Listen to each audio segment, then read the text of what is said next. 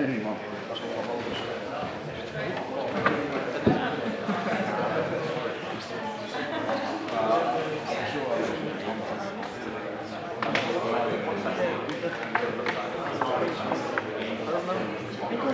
I remember liking it.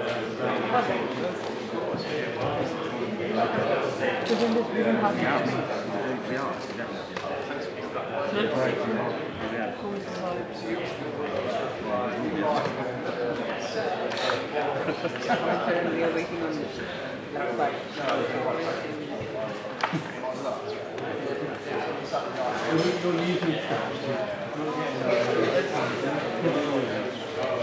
That's where my station is now.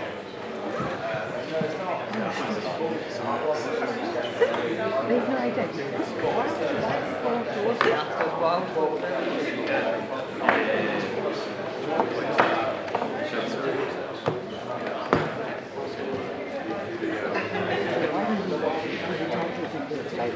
Pressing the cross again. That's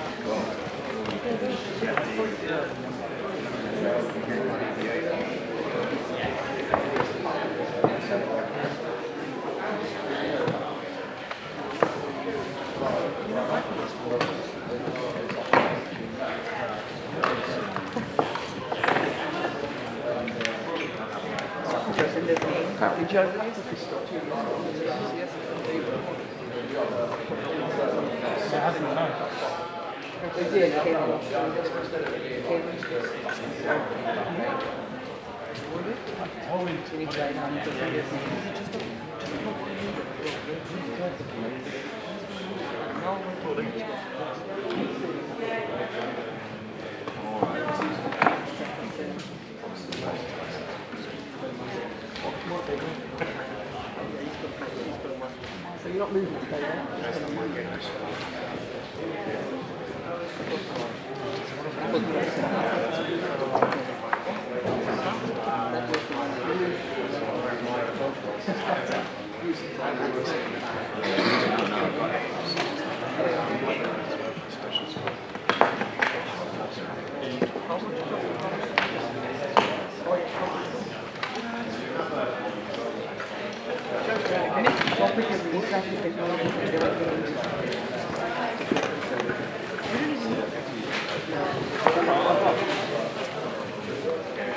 But when you go for the lab next week, we will take the notes from this and put into that, yeah? No, not really. I should think.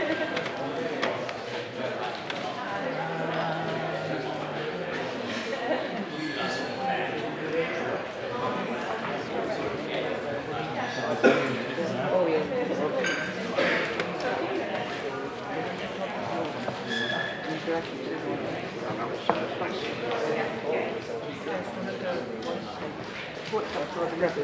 Kevin,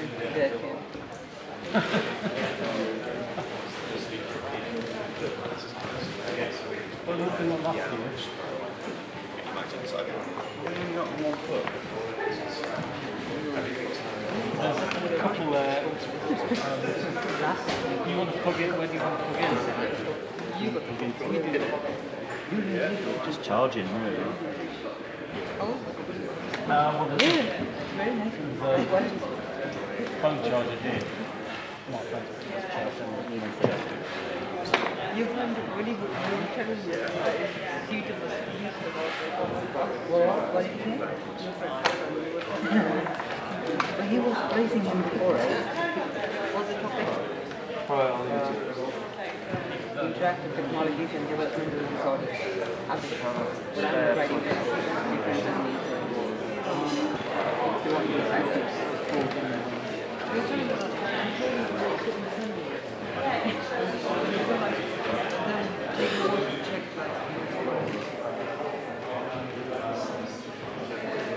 they have under the season. Well, which one is it?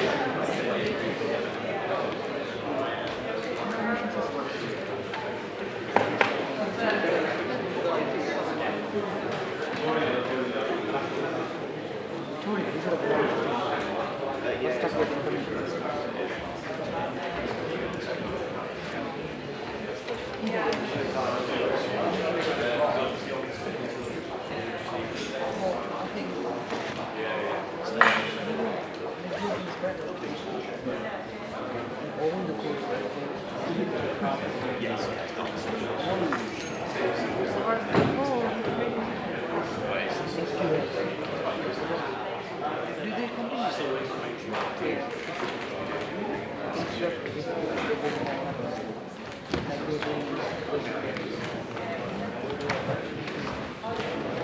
was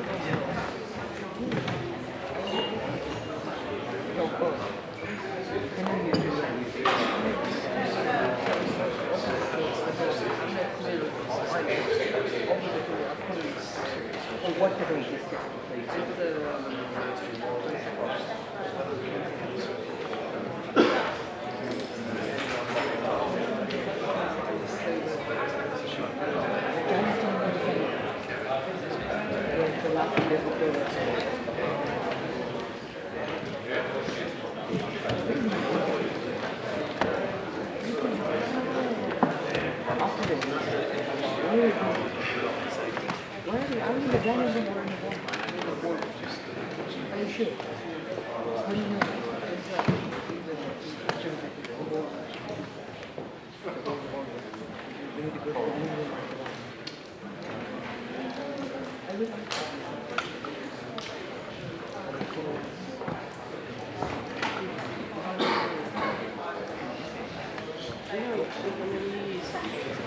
It took 2 days to build lots of screwdriver screws and really big Unfortunately, we don't have any.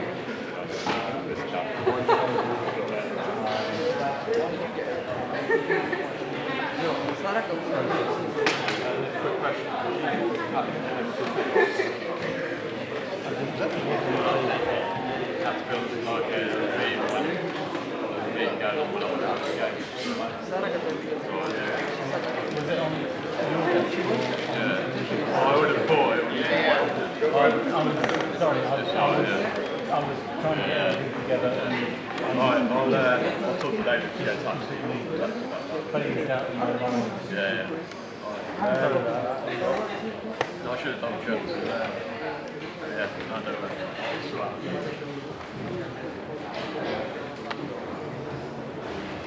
So mental.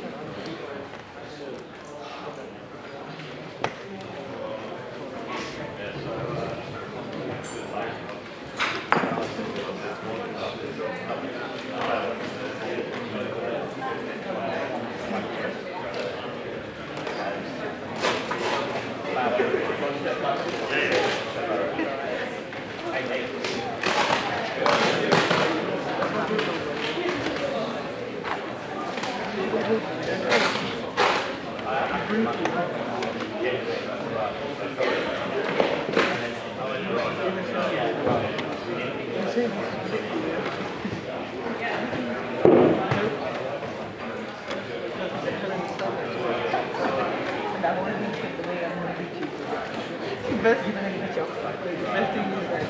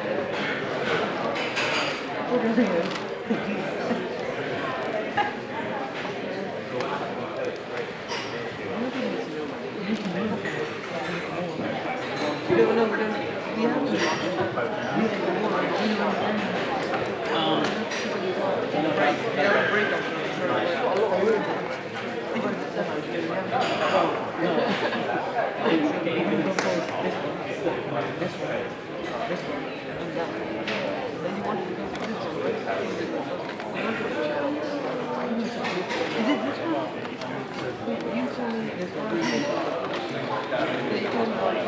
You told me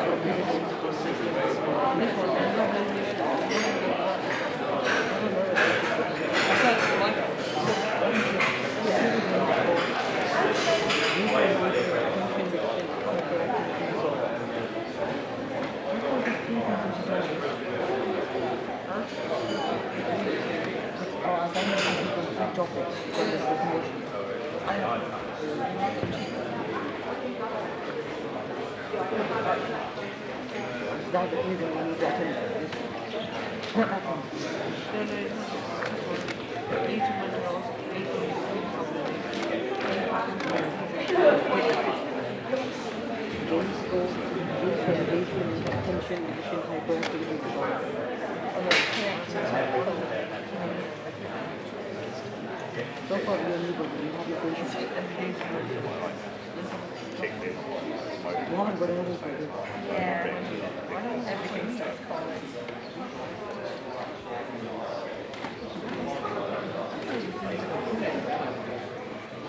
Like 36. No, it is hard to be cold.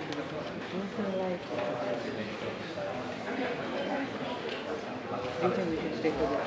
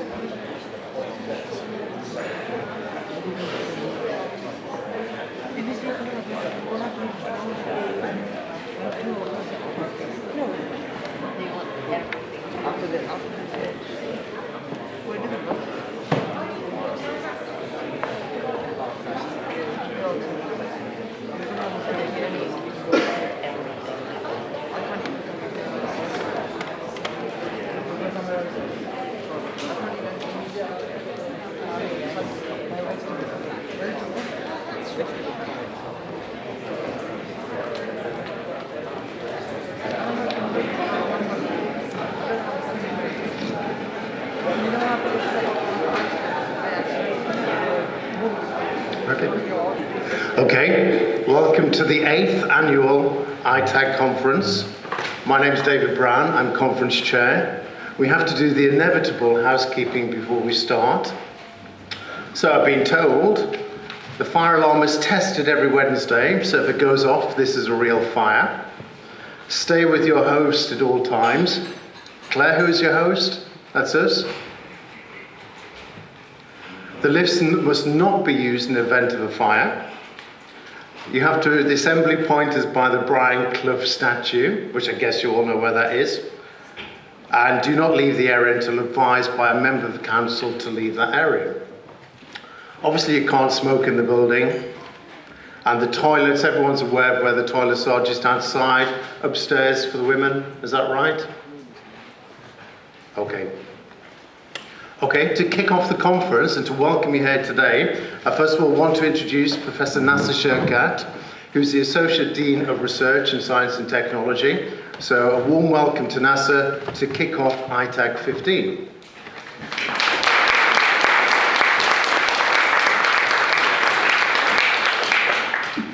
Well, good morning, everyone, and welcome to Nottingham and welcome to ITAG 15.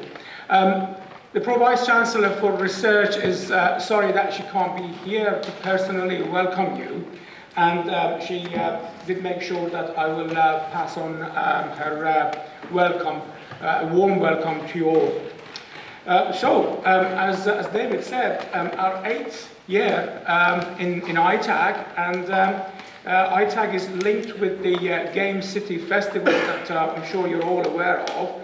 If you're not, it was on the Nottingham BBC all morning. There's a link with that which we'll sort of talk about later. So ITAG has got 100 delegates who are attending, and they're coming from far and wide. So you're from Northern Ireland, Australia, Greece, Israel, Denmark, Finland, Belgium, Netherlands, and Slovakia, and many other places. And we have a packed 2 full days of research, and I'm really delighted to be involved with all this, and it's really great. And these 2 days are really sort of preceded with a 3-day hackathon that if you look at the website, you'll know more about it. And this is where basically students come together to enjoy a 3-day long competition. And there is a hackathon prize that you'll all be able to participate in voting for the competition. I understand tonight at the Game City's National Video Arcade get-together.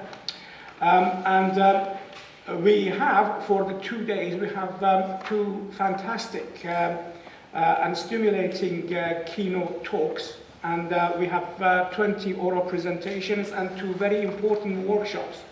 I must emphasize the importance of those workshops that we have for these 2 days. So we have the pleasure of welcoming the keynotes, Professor Kevin Durkin from University of Strathclyde, who is a professor of psychology.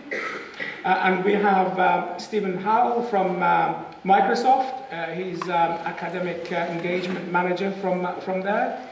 And we have got a really nice spread of research to get engaged with, which ranges from games-based learning, serious games, hardware development associated with serious games, and virtual environment, and of course psychology of games.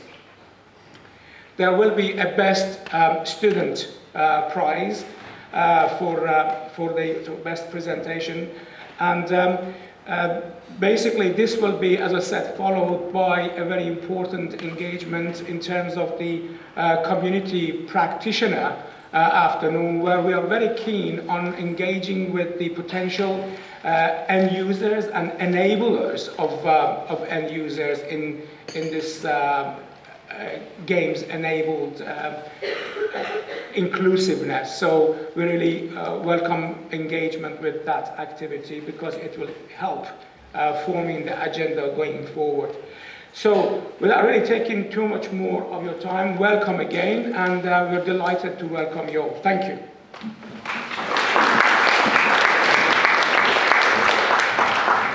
Okay, thank you, Nasser. So I'd like to introduce Kevin Durkin, who is Professor of Psychology at Strathclyde University. Kevin has a huge range of interests in terms of research, including areas that fall into social and communicative development, aspects of language development, media use by young people, development of stereotypes, development disorders, and problem behavior in adolescents. Kevin's talk is Interactive Technologies and Development Disorders, Differences, Needs and Rewards. So please welcome Kevin to the stage.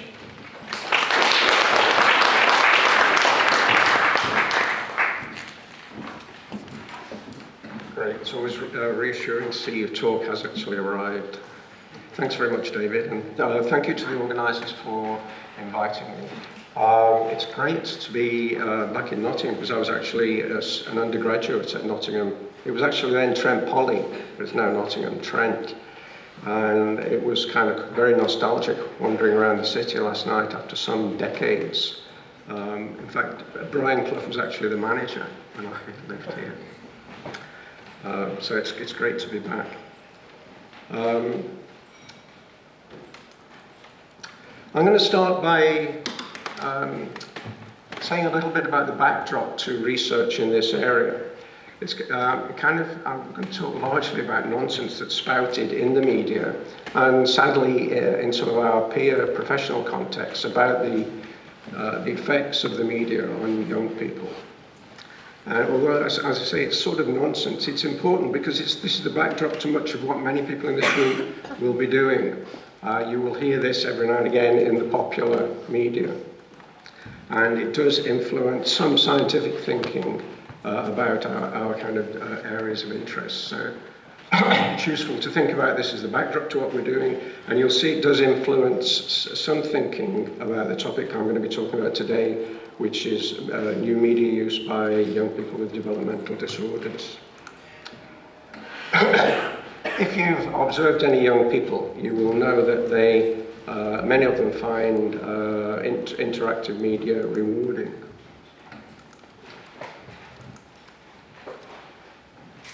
But for some observers, including many members of the lay community, and again, certainly some people from my own discipline, I'm sad to say, some see problems here.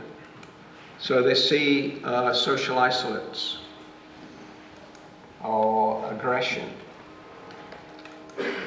or mindless repetition of meaningless games or other applications, or the possibility that using a mobile phone texting will cause poor language in the users. So the response that follows from that, and this was certainly the early response of many people in psychology and in education and possibly in other disciplines that you're familiar with, was how can we stop this? We can see it's a classic phenomenon. Kids are really interested in this, so how do we stop it? How can we demonstrate that it's harmful? And a good body of research in my discipline has been focused on demonstrating that, as you know, video games are alleged to cause aggression. I'm not going to be talking about that today, but that's kind of backdrop. So how do I get my kids to stop playing video games?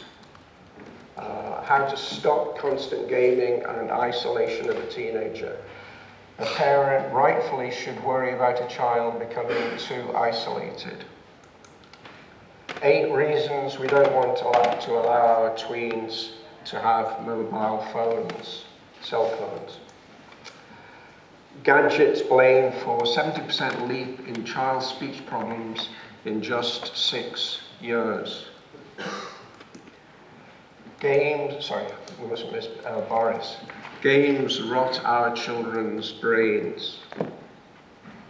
He's an authority on children's brains. You might have seen this in the news last week, where he tackled this poor 10-year-old kid and knocked him flat out. So there are different views about the effects of games versus the real world, and Boris obviously sees the danger in games. Here is a top neuroscientist, also in the Daily Mail. Social websites harm a child's brain. This is, of course, you may know Susan Greenfield, who has a book out on the harm to children's brains. My fear is that these technologies are infantilizing the brain into the state of small children, who are attracted by buzzing noises and bright lights, who have a small attention span and live for a moment. throw in, and this is where it connects with the topic I'm going to be saying a little bit more about later. Throw in circumstantial evidence that links a sharp rise in diagnoses of ADHD and the associated threefold increase in Ritalin prescriptions over the past 10 years, and you have an immensely worrying scenario.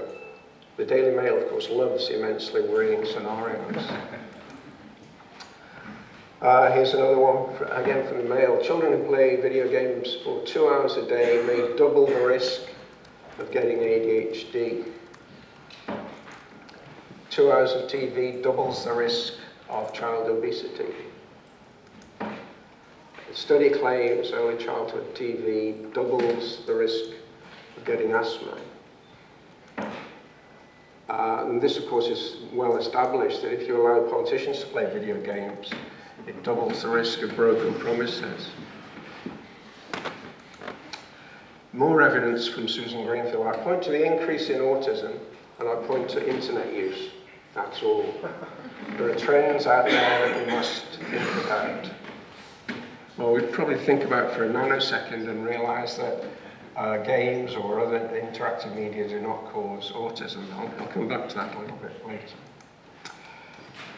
John Humphreys is concerned about texting and says the users of texts are destroying it. They're pillaging our punctuation, savaging our sentences, raping our vocabulary, and they must be stopped.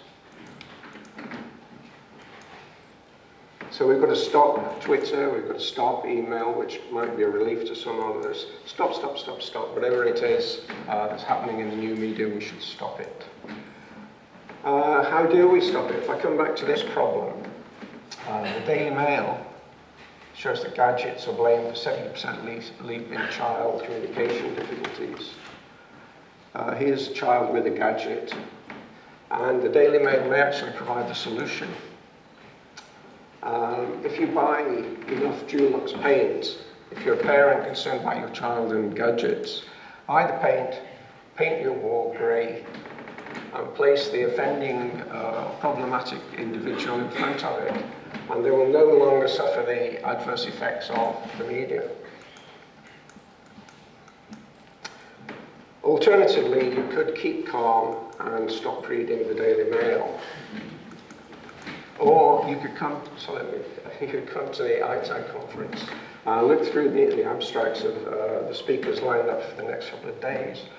Here we see, of course, a much more optimistic, forward-looking perspective on uses of interactive media. So we hear people talking about enhancing processes, engagement, motivation, understanding, critical reflection, immersion, fostering creativity, acquiring new skills using new tools, learning, using serious games to help with rehabilitation, training, therapy, helping people with disabilities or illnesses, bringing things to life through new media, turning data, I like this phrase, turning data into people, robot-based pedagogy, mixing reality and robots, but more generally, looking to the future, because of course the future does enlist the kind of phenomena that we're all interested in. From our different perspectives, we're working on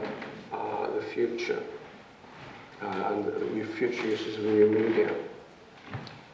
I think that's a very encouraging thing for those of you who are engaged in research careers. There is clearly a shift going on in our master's thinking at the moment in terms of with the Research Excellence Framework, there's now a much stronger interest in impact. I think that's very good news for people working in this area, because this is very much an area where there will be impact on people's lives. Coming back to Susan Greenfield, she argues that creativity, imagination, self-esteem, and even our basic ability to process information could be sacrificed at the virtual altar of what is known as hyperconnectivity. So hyperconnectivity, everything connects, should be stopped. If you play computer games to the exclusion of other things, this will create a new environment that will have new effects, says Susan. Every hour you spend in front of a screen is an hour not spent giving someone a hug or climbing a tree, which is true, but it's a little bit more complicated. We'll see in a moment. I'm interested in the question of whether these deleterious effects really come about. So does use of, for example, video games damage self-esteem? Does it impact negatively on cognition? Does it prevent kids from giving or receiving hugs and climbing trees? Are all of these desirable phenomena sacrificed at the altar of interactive media?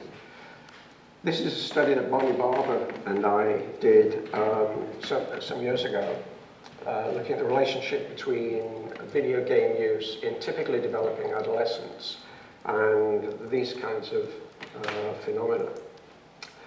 This was based on a study. Bonnie had collected data from with colleagues, had collected data from over 1,000 American 16-year-olds as part of a longitudinal study.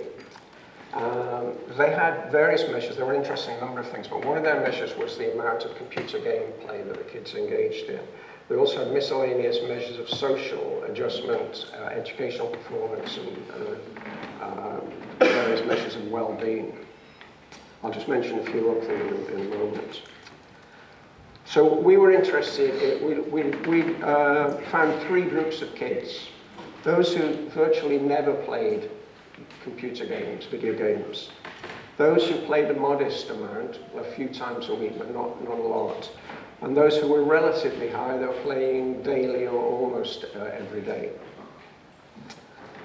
And we looked at the relationship between these three categories and various measures, for example, self-esteem. So that, as a baseline, is the self-esteem of never players. Here's the self-esteem of the low-playing kids and the self-esteem of the high-playing kids. So contrary to the expectation that self-esteem would be damaged by playing games, it seems that your self-esteem can be sustained through this connection with the interactive media. Self-concepts of intelligence, just how bright did the kids think they were themselves? The never group, the low group, the high group. Self-concepts of computer skills, the never group, the low group, the high group. Now you might be thinking those two measures are just self-report, so of course we can be erroneous in our self-perceptions. We did have an objective measure of how the kids were doing in their education, which was their GPA or grade point average, which is the American overall measure of how high school kids are performing. The never group, the low group, the high group.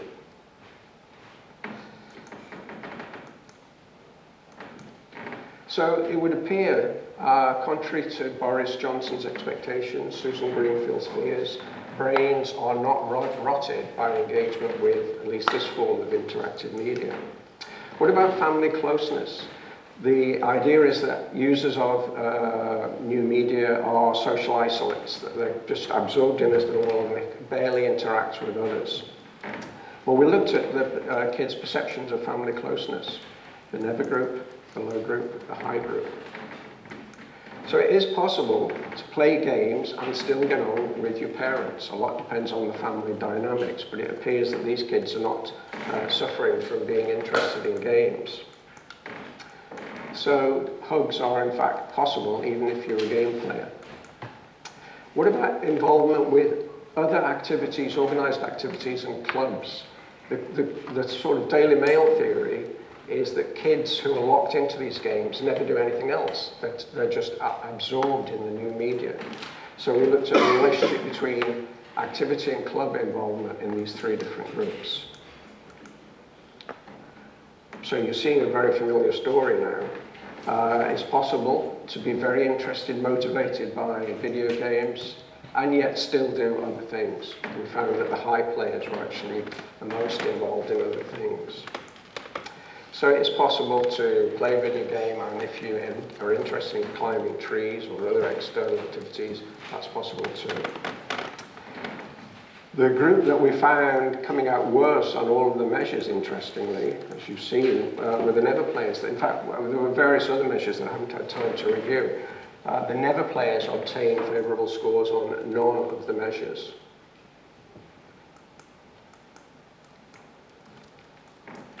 So I'm not, of course, claiming that gameplay caused positive outcomes. These are correlational data, all collected at the same time. We need a longitudinal study to examine that. I think I'm not claiming a causal effect here. What I would claim is that gameplay is one interesting, challenging, and rewarding interactivity that well-adjusted young people may elect to immerse themselves in for part of the time. That's probably not a surprise to many of you here, but it is a surprise to many, including some scientists, who again form the background to much of what we do.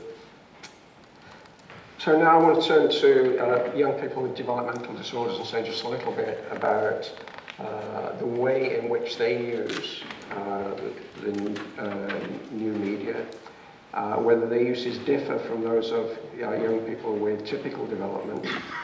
And again, the question of whether we should stop them. Is there something harmful going on here? Or perhaps we should support them. We'll see. I'm going to say just a little bit about, I've got interest in different developmental disorders, and I'll just say a little bit about three of them this morning.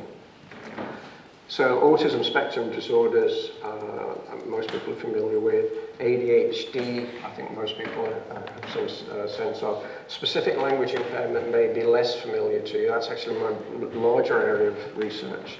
But I'll be saying a little bit about what specific language impairment is a little later. So again, coming back to Susan Greenfield, she pointed out that autistic people who usually find it hard to communicate are comfortable using computers, which is true for many people, higher functioning people with autism. Not for all, but for many. The interviewer said, do you see a link between computer games and the rising conditions such as autism? She said, when we play computer games, we're all autistic. Well, are we all autistic when we play video games or other digital activities? No. Only people with autism are autistic when they're playing video games. Patently the case. There's an interesting study by some Dutch researchers, Veenstra and colleagues, who looked at the ways in which kids with ASD, ADHD, and typical development play video games. They were interested in mouse clicking. So I had kids playing games, and then they analysed how, when, and where they mouse clicked. They found that kids with ASD tended to be more cautious when they're initiating moves. They were more likely to inhibit prepotent responses and were more likely to repeat moves. That's kind of classic, consistent with other characteristics of children with ASD. The kids with ADHD, on the other hand, were less likely to inhibit responses. They were more likely to just keep going ahead. Again, consistent with the characteristics of their disorder. So there are differences, that is, young people with different developmental disorders tell us something, in a sense, obvious, but also important. What you bring to the medium is going to influence how you use it, rather than the medium causing you to have that disorder. It sounds kind of nonsensical, but we've seen that there are people out there who believe that playing a video game might cause autism. Another simple, for me, kind of, this was discovering a study we were looking at other aspects of young people with Asperger's syndrome. And we were interested, among other things, in how they use the medium. This kind of surprised me at the time, because I hadn't really thought about it. For those of you who work with Asperger's, people with Asperger's syndrome, or there might be some people with that syndrome here, it's probably not a surprise, but it's interesting. If you look at typically developing kids, young teenagers, their primary uses of mobiles are, surprise, surprise, to call my friends. They also use them to call their family, but peer-related usage are the most popular. For young people with Asperger's syndrome, their most favoured use is to play games.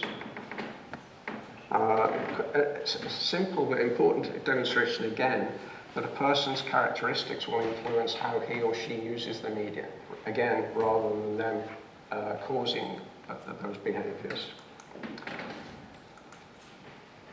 Sometimes kids with ADHD perform better within interactive media. Children with ADHD, of course, have problems with inhibiting behaviours, interrupting their ongoing behaviour to change course when needed, and dealing with distractions. Well, we carried out a study of kids with ADHD in the real world versus the digital world. The participants were boys aged 6 to 12 years, 57 with ADHD, 57 typically developing. They're matched on age and IQ. At this time, I was based in Australia, in Perth, and so we enlisted the Perth Zoo in this study. A popular place for kids to go, of course. The kids were taken to the zoo, and they were asked to follow 2 routes. A simple route, they had to get from a particular location to meet their mum, who was at another location. They had to go past a simple route, which was relatively short, and took them past trees. Alternatively, at a different time in the session, they had to take a complex route, which was longer, and took them past some very interesting exhibitions, a reptile house, some crocodiles, some mini penguins, all great stuff that you might find in a good zoo. On a separate occasion, we brought the kids into the lab and had them play a couple of video games. Again, a simple game, a shoot 'em up, and a complex game for their age group. So Point Blank versus this familiar game. We looked at the behavioural inhibition, were kids able to control themselves in the zoo, and its aspects of motor control, how long it would take them to complete the course. We looked in the games at the number of correct shots they fired, and again, behavioural inhibition. There's a point, if you play Crash Bandicoot, you'll know that there are points where you have to hold back because you could put yourself in danger by a typical platform game. You could put yourself in danger by moving forward. That shows that you have to inhibit a prepotent drive in the course of the game. We looked at pauses, motor control, working memory, and so on. In the zoo, we found in the simple instructions that there wasn't a great deal of difference. The ADHD kids were slightly more likely to deviate from the route and wander off somewhere. In the complex instructions, in the complex route condition, the ADHD kids performed true to type. They were always distracted by the interesting exhibitions on the way, so they deviated from the route much more often than the typical kids did. But if we look at the performance in the video games, we found no difference in the number of correct shots in Point Blank. So they're virtually identical, the 2 groups. No difference on behavioural inhibition, the number of pauses, which is quite difficult in the real world for kids with ADHD. We found that the ADHD group was slightly poorer on motor control and slightly poorer on verbal working memory, which are known areas of difficulty for these children.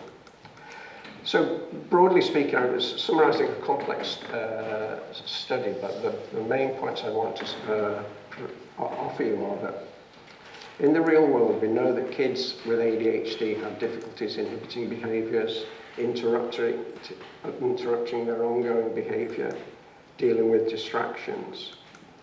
In the video game world, we found in this study that kids can inhibit their behaviours, provided that the game is not too complex and distracting. So again, I'm not suggesting that video games are a cure for ADHD, but they may provide a context for helping these children to develop skills. Of course, there are issues of transferability, but there are interesting things going on when kids with ADHD interact with video games. Okay, I'm moving to specific language impairment, just to explain what it is. This is basically children who have difficulties in expressive or receptive language compared to their age, what's typical of their age group. But in the context of having normal IQs and no hearing impairment. So these are kids who don't always understand what you're saying. They can't always say exactly what they want. They can speak, they can understand language, but not perfectly.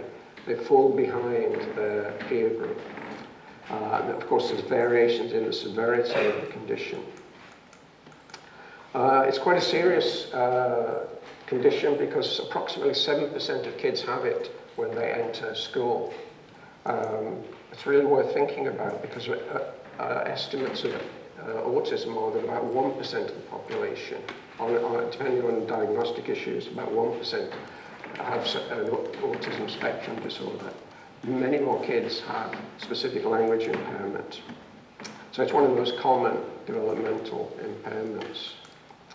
And it has implications for these young people's lives. It affects their educational performance, their behavior, their social outcomes. There are many difficulties that flow on from not being able to communicate smoothly with people around you.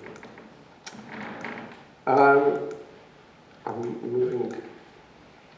We were interested in the ways in which children, in fact, we were working with a group of adolescents with the condition. How do they use the new media? Do they use them? Do they find them as convenient as typically developing kids? We expected that they would be motivated to use them for interpersonal reasons. Like typically developing kids, they like to interact with their peers, but they find it difficult. Sometimes through new media, you can control the pace of an interaction, which is not always straightforward in everyday life. Move through this study quickly. We compare the uses of home computers by kids with and without SLI and through questionnaire study. We found that they did have access, the same as typically developing kids, to the new media. Both groups of kids, those with SLI and those with typical development, showed a preference for non-educational uses. They like to interact, have fun with the computers. So they did engage with the new media, but there were some subtle differences.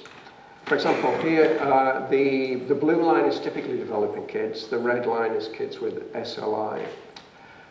You'll see on email, messaging, buying things through the web, downloading music, there's a disadvantage to those with SLI. Interestingly, there's one area where kids with SLI exceed uses of typically developing kids, and that's games.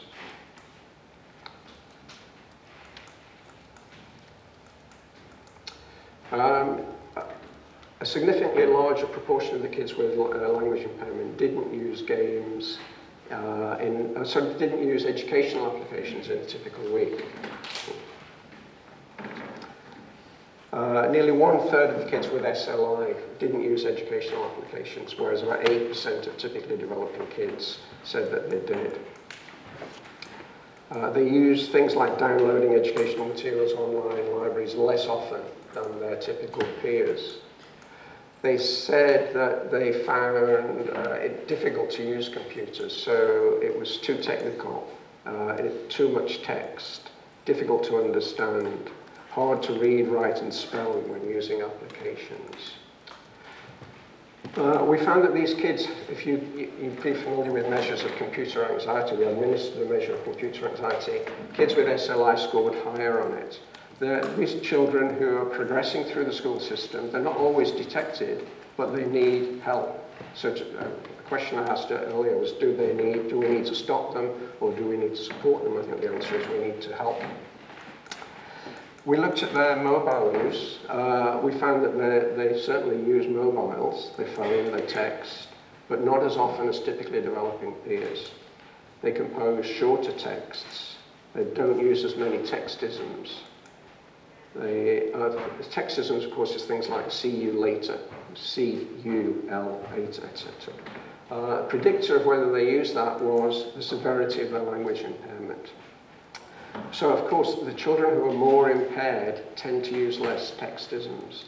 Coming back to John Humphreys, who thought that textisms were actually going to damage our language, it turns out, from our study and many others with typically developing kids, that people who have the superior language skills tend to use textisms more.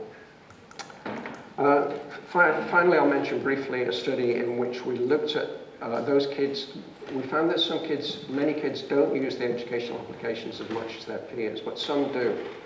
We thought, if you do use them and you sustain your use, is that beneficial?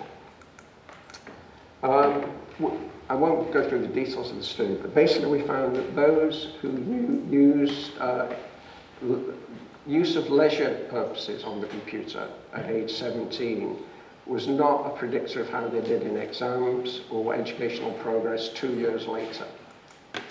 But the frequency of educational uses did predict exam scores at age 17 in both groups, typical and SLI. And it also, for the SLI group only, predicted how they did in education at age 19. That is, if you're using educational applications at age 17 fairly regularly and you've got language impairment, you're likely to have a more positive outcome by age 19 in your educational progress. Why? Well, there are various reasons. I think persistence with challenging tasks is obviously part of it. It's also, those who do it are likely to be prepared to study. And it may be that some of the skills are transferable. I won't dwell on that now because of time restraints. I'll move quickly to my conclusions. Interactive media are not the menaces that they're often portrayed as in the popular press and in some scientific quarters. They don't shape children's lives, and we don't have to worry about stopping them. But children's characteristics and needs do influence how they take up the new media and how they use them, and there are subtle to major differences according to a child's condition. What looks playful may serve important purposes for the individual concerned. It may be motivating them by presenting challenges. Challenge, of course, is one of the main reasons that young people take up video games. And it may be important for that young person's stage of development and her or his needs. So the position we're at is that much remains to be done to ensure that all young people, including those with developmental disorders who often get overlooked, have opportunities to find the best interactive media and to use them comfortably, successfully, and build on those uses. And that's why many of you guys come in such an important way by looking and facilitating the ways in which young people can use the new media. Thank you very much.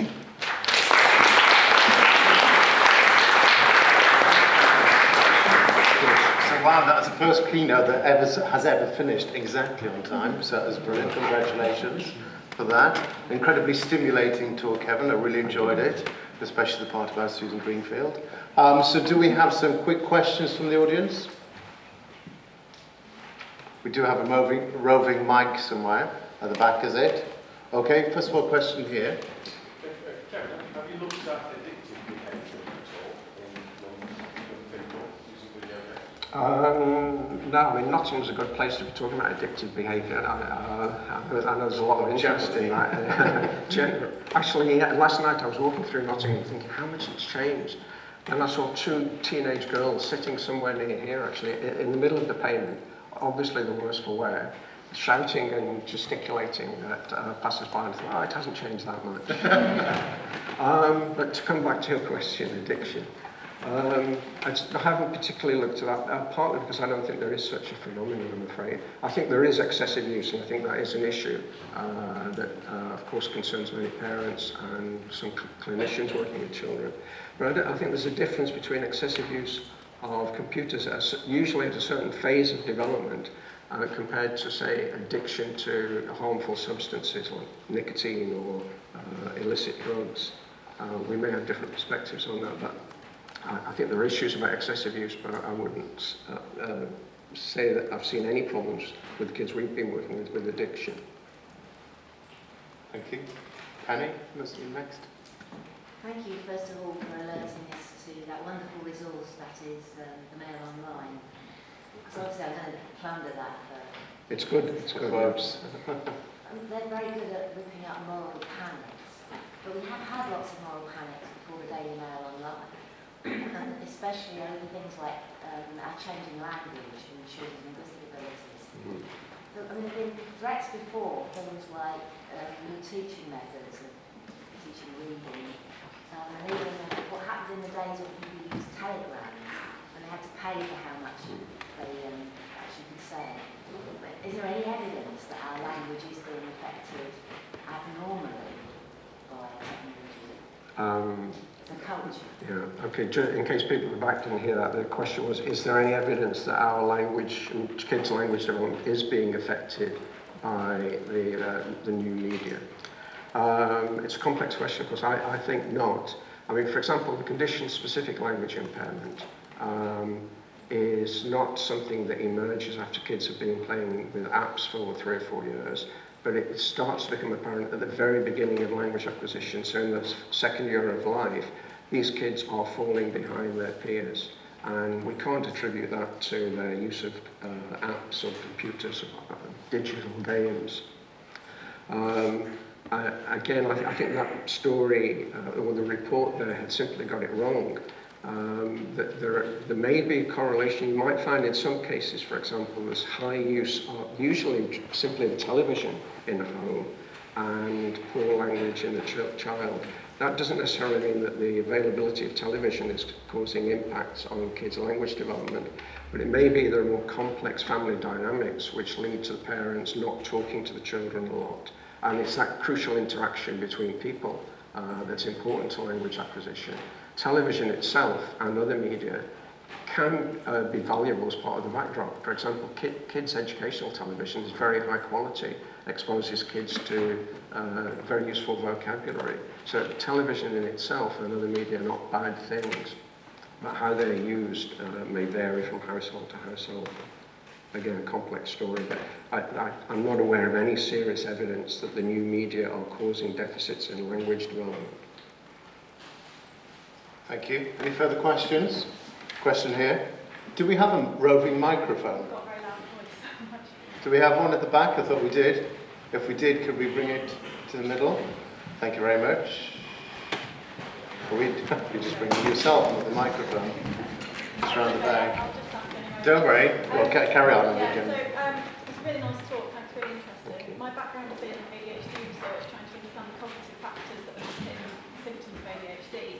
So you presented some really interesting data on the positive effects of video games in ADHD, and I wondered whether you'd looked at any sort of transfer effects onto things like improving symptoms or other outcomes after the children have been playing those games. So the question was, have we looked at transfer effects for kids with ADHD? If there are some positives to their gameplay, have we looked at transfer effects to other aspects of their lives? And I think I mentioned briefly in passing that's an important issue that no, we haven't addressed. It's quite a complex one to address. Maybe you're doing it, so I'd like to hear more. Looking at, training particular skills and how well they transfer, but they tend to be sort of games that are very aimed at training particular cognitive skills, and the kids themselves don't always really enjoy it that much. So it just struck me that if they really enjoyed playing certain video games and that did have a positive effect, then it might be a better platform for them. I think that's probably true, and of course that comes down in part to the ingenuity of game developers and their interaction with people like yourself. We still don't know. I mean, we know that transfer is an issue for all human beings with games. It seems that you can train certain skills quite effectively through games, but they tend to be then most usable in playing those games. So the fact that you can get these apparent benefits or positives for kids with ADHD suggests to me that it would be very desirable to look at transfer. It may be something we need to look at step by step, how you can facilitate that move away from the digital environment into some real world domain that you need help in. But I think you're probably further ahead on that than I am. Okay, join me again in thanking Kevin for his talk.